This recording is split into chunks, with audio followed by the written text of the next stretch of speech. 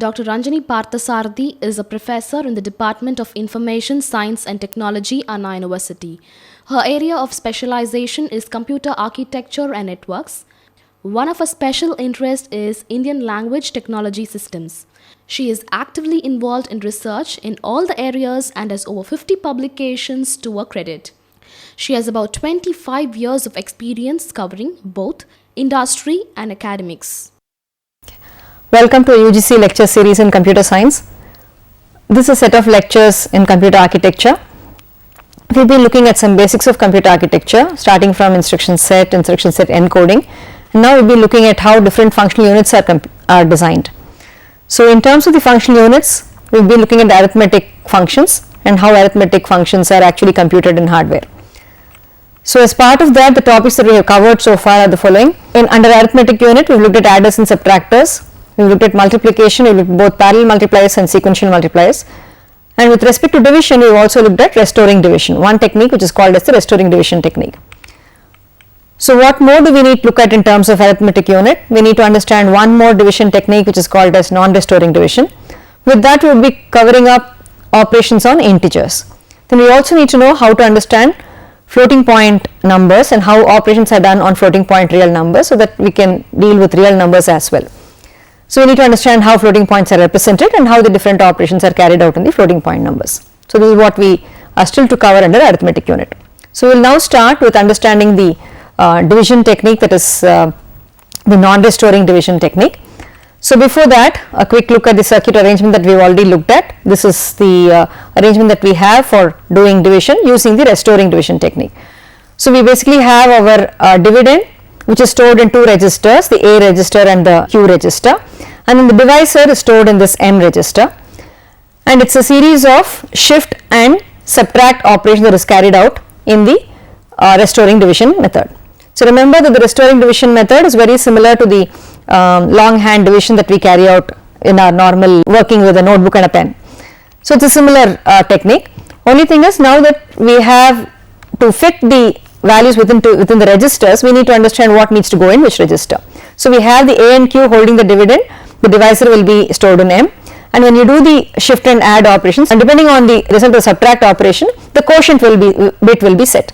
The quotient finally will be available in this register called the Q register. Okay. So if we look at the steps as such, we will start with, as I said, shift A and Q will have the dividend. So you will shift A and Q left by one binary position, that is one bit position. Then you subtract M, the divisor, from A and place the answer back in A. So now this is where we check for the sign. If the sign of A is 1, you set Q naught to 0, that is the quotient bit is set to 0, and you add the M back to A, that is you restore A. Otherwise you will set Q naught to 1. So this process is repeated n times. Okay, so remember what we do here, this restoring division technique.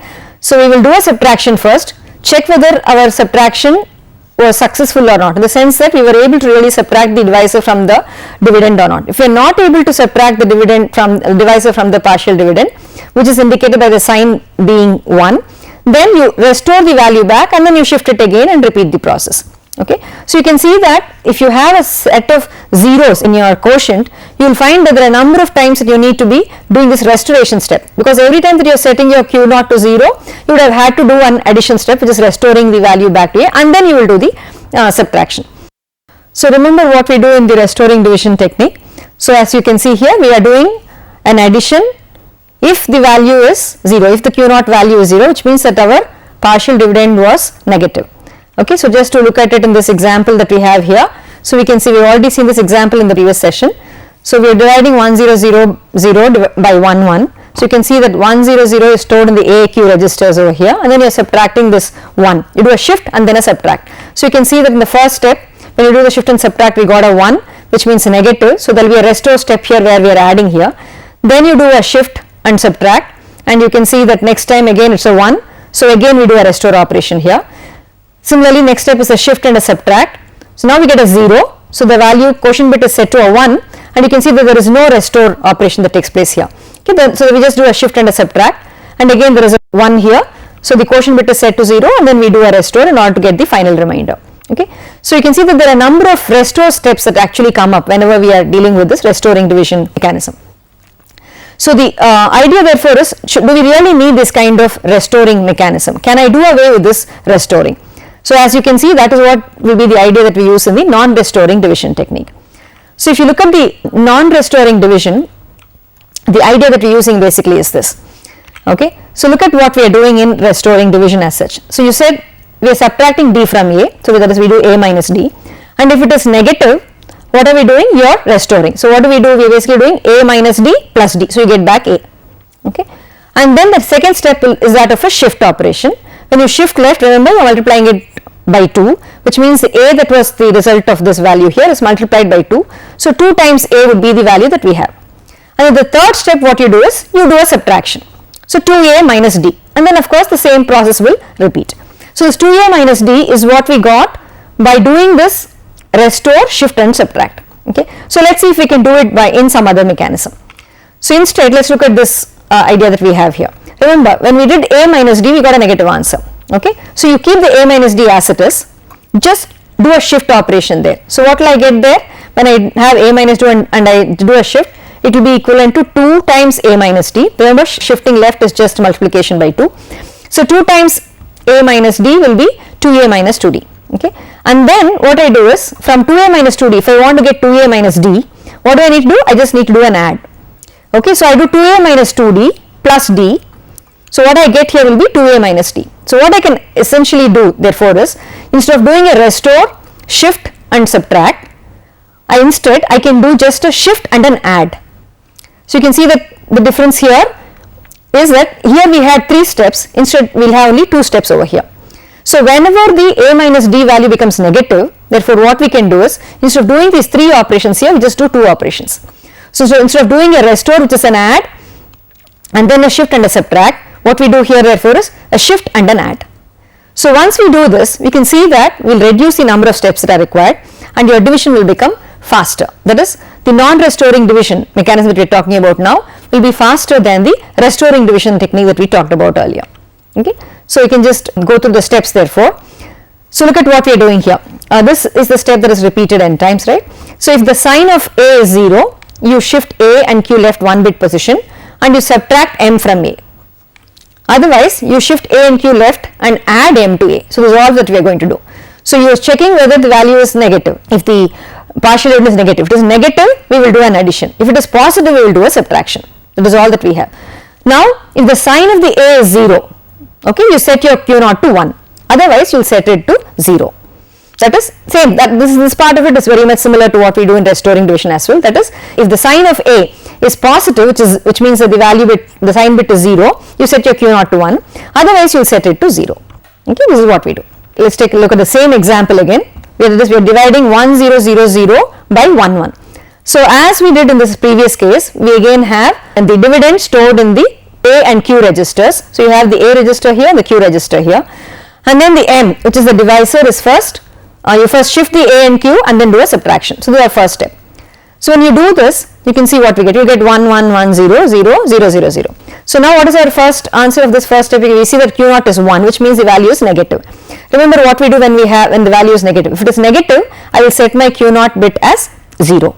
So since the q naught bit is set to 0 now and the value is negative, what do I need to do now? I will do a shift and an add operation. Okay, a shift and an add operation. So shift this value here, okay, and then do an add of this 1 1. So what do I get now? I get 1 1 1 1 1 0 0 0 here. So now look at this bit again. Q naught is 1, again indicates that it is negative. Therefore, set the quotient bit to 0, and what is my next operation? Next operation is an add operation. So I'll do a shift and an add.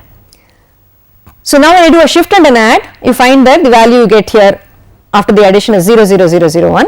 So since the sign bit now is 0, which indicates that it is a positive number, so now you will set the quotient bit to 1. And the next step now you can see will be a shift and a subtract operation. So when I do a shift and a subtract, now you see that you are getting a value again as 1, the most significant bit, which is sign bit, is 1, indicates that it is a negative. So the quotient bit is set to 0, and because this value is 1, we also go through one more step here of restoring, of adding, so that you are able to get back the actual remainder. So this is the only other step that is required over here.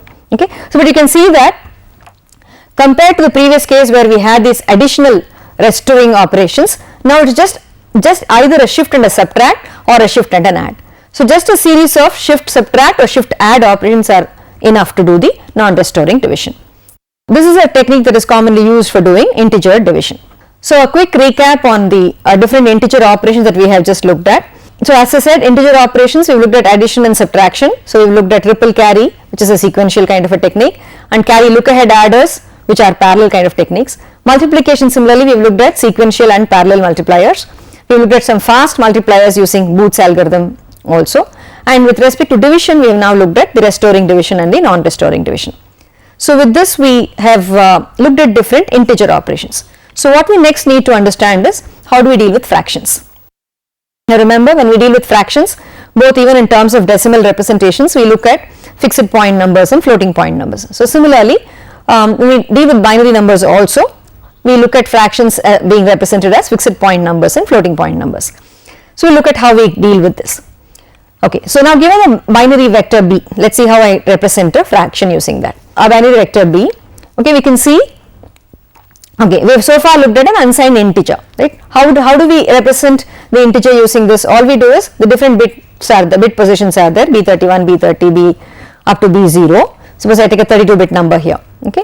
Now each of these bits is weighted by the corresponding place value position, right. So we assume that this is your units position, b0 is a units position, so this represents 2 power 0, this is your next position 2 power 1 position and so on, and this gives you your 2 power 31 position. So the value as such is interpreted in the following manner, right. So b31 dot into 2 power 31 plus b30, whatever is the bit value, into 2 power 30 and all the way up to the last bit, the least significant bit, which is b0. So b0 into 2 power 0. So this we know is our normal integer representation.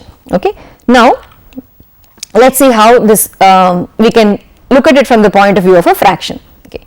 So what we have actually looked at here is, our assumption here actually has been that there is the binary point exactly to the right of this b0 position. Okay, that is, we say that there is an implicit binary point in this representation of this number. So that you represent number from b31 to b0, and our assumption is that there is an implicit binary point which is present after this b0.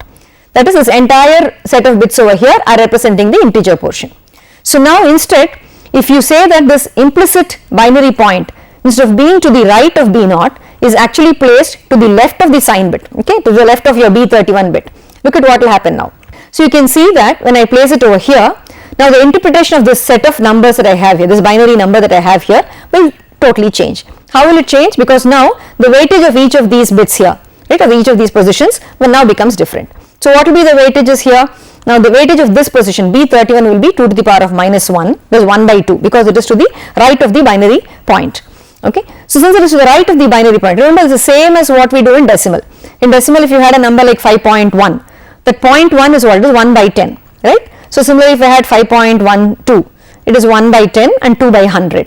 So each of those decimal points that you have, each of those positions that you have here is weighted by the corresponding place value weight. So here similarly, the weightages here will be 2 power minus 1, 2 power minus 2, 2 power minus 3 and so on. So now look at what this number will be representing. So the same bits b31 to b0 now will have a value which is b31 into 2 power minus 1 plus b30 into 2 power minus 2 plus b29 to 2 power minus 3 and so on all the way, and your last bit here b0, that will have a weightage factor of 2 to the power of minus 32. Okay. So now you can see that this same binary number that we have can be used to represent a fractional number, right. So this is what we will do in terms of understanding these numbers as a fraction.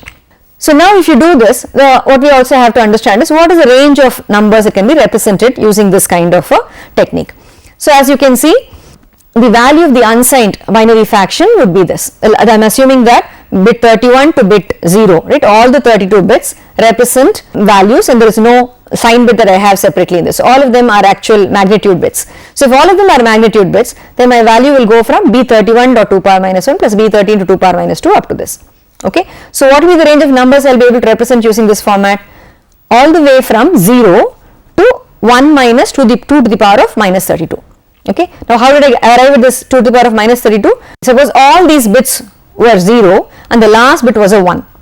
Okay. So if you look at that, the number will be 0 0 0 0 0 0 0 and the last one bit is a 1 1. Okay, so what will be the value of that number? The value of that number will be 2 to the power of minus 32. That's the smallest value that you can have. Okay, so 1 minus 2 to the power of minus 32 will be the maximum value that I can represent using this value that I have here. Okay, so 0 to 1 minus 2 power minus 32. Okay, that gives me a value of about 0.999999998. Okay, so this is the number that will be able to represent using a 32-bit binary number.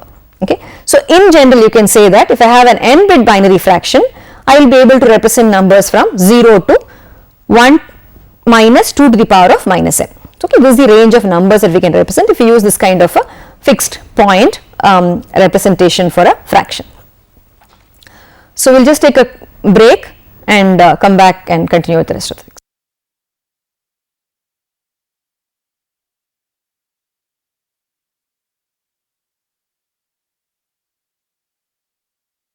Welcome back after the break. So you're just looking at this representation of fractions as fixed point numbers, right? And now we'll also see how what else can we can do with respect to representing these as floating point numbers as well. Coming to understand this fixed point representation correctly, let's understand why we call this a fixed point. The reason we call this a fixed point representation is when we are dealing it with the binary number as an integer, we assume that there is a fixed binary point, but the point is to the right of that number. Okay, but when we are dealing with the same thing as a fraction, we say that again there is a fixed binary point, but this point is to the immediate left. Okay, this is the reason why it's called as a fixed point representation. Okay, so understand that point correctly. So now obviously this has a certain drawback. Now what is the drawback? Drawback basically is that the representation can only cover a finite range of numbers. We saw that with a 32-bit number you can have a set of numbers going from 0 to this value 0.999999998. Okay, now obviously if I want to represent more number of digits than this, so what would I have to do? I'd probably have to increase the number of bits that I have in my for the representation. So this is one of the disadvantages that I have in this kind of a fixed representation. Now it's a finite range of numbers that I can cover, and it's also a small range of numbers that I can cover. So now we will look at a more convenient way of representation, which is our floating point representation. Now I am sure you are all familiar with the floating point representation, where we basically just represent anything as any okay, I'll give you an example of a floating point number first. Suppose I write something like 2.3 into 10 to the power of 23. The moment I say something like this, 2.3 into 10 power 23, you can recognize that it is a floating point representation. So what is this? We refer to as 2.3 as a mantissa, we say 10 is the base, and we say 23 is the exponent, right? So there are three components that we normally talk about in this kind of a floating point representation, or in general we refer to it as a scientific representation or scientific notation. So any number therefore, when I represent it using this technique, I can write it as x equal to m1 dot m2 m3 m4 multiplied by b to the power of plus or minus e. Okay. Now in the decimal example I gave you a number here, that was the mantissa, and then the base that we took was 10, and 23 or whatever number we took, that was our exponent. Okay, so we have these three components: mantissa, base and exponent. Now to represent this number, if I assume that I am always dealing with a particular base, then I really don't need to represent it explicitly. I can say that the base is implied, in which case I will only need to represent the mantissa and the exponent. So given my 32 bits or whatever number of bits that are given to me, if I just divide it into two portions and use one portion for representing the mantissa and one portion for representing the exponent, assuming that the base is implied, that is the base is 2, okay, because we are dealing with binary numbers, we will use base as 2, then you can see that we can actually get better representations or a more convenient and compact representation of the numbers. Let's understand this floating point representation with respect to binary numbers. So in general we need to understand the number of significant digits that are required.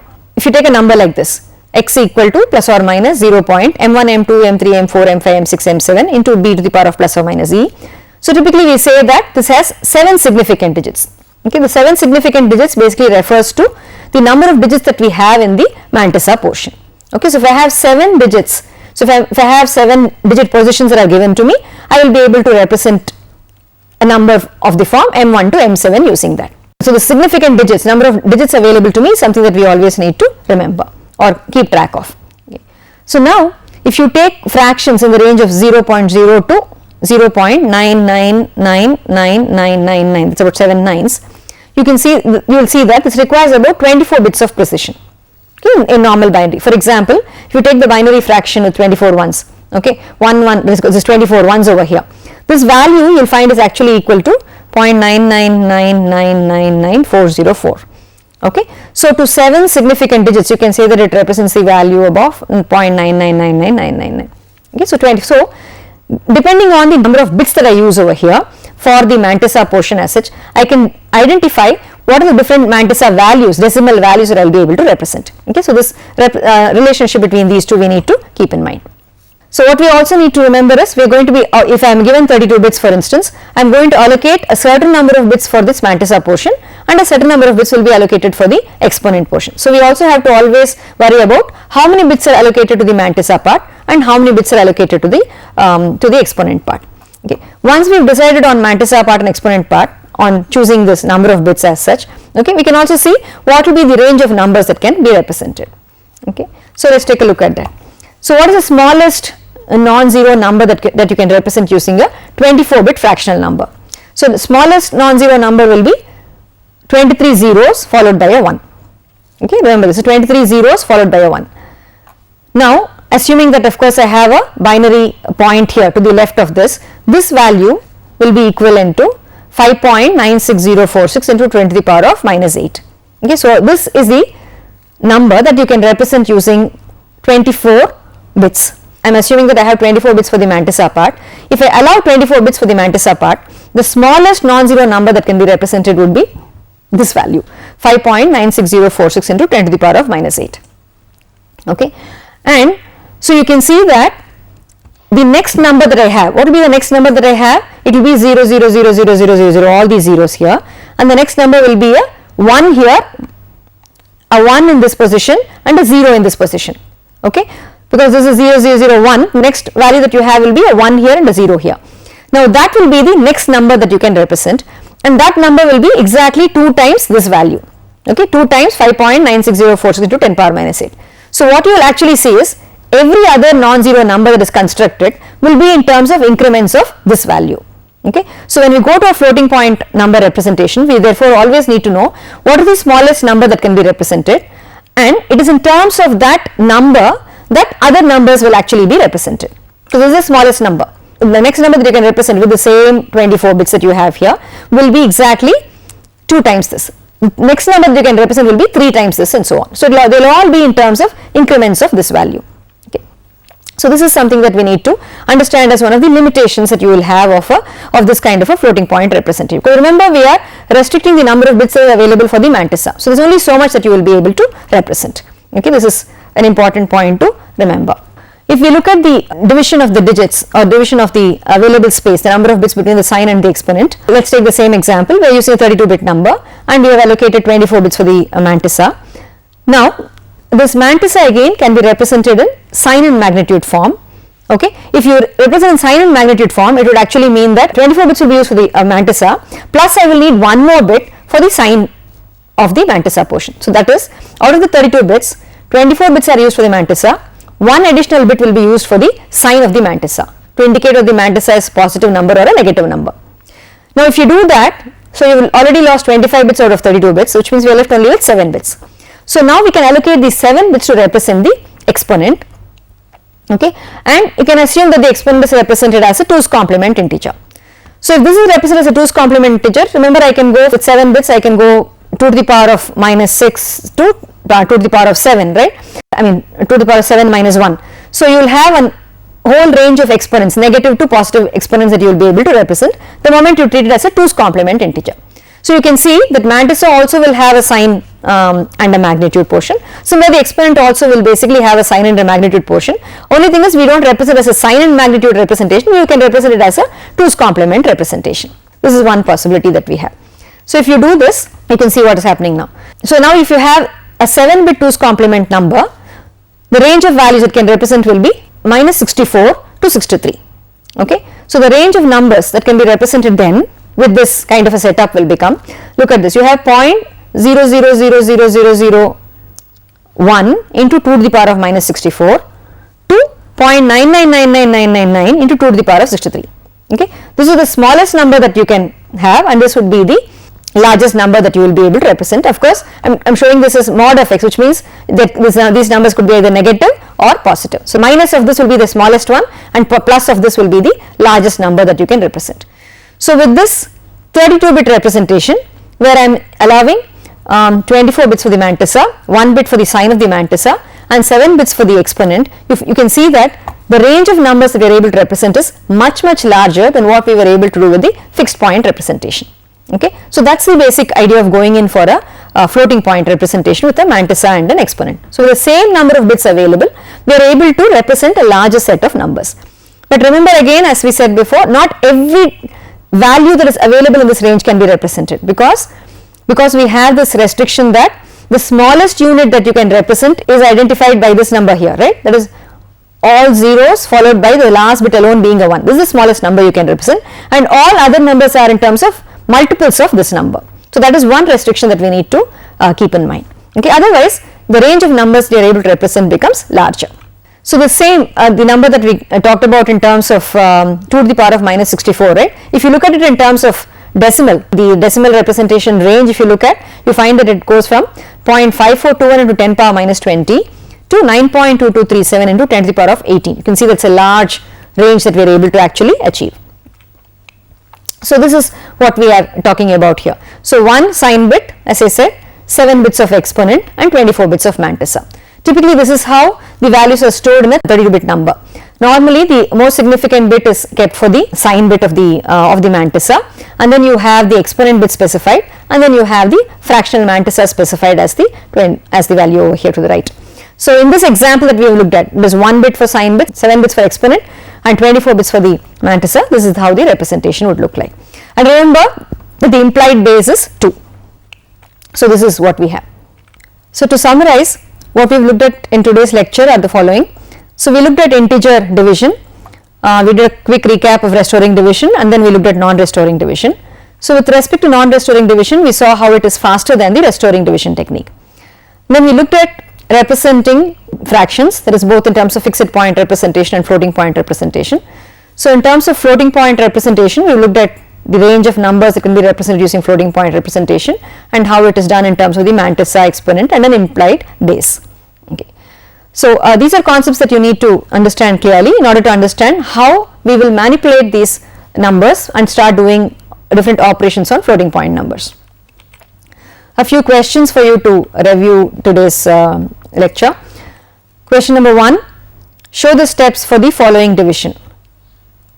7 divided by 3 using the non-restoring division technique.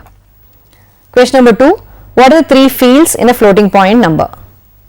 Question number 3, what would be the range of numbers if we use a 4-bit mantissa and 3-bit exponent? Of course, you can assume 1 bit for the sign. So what will be the range of numbers that we get? Thank you.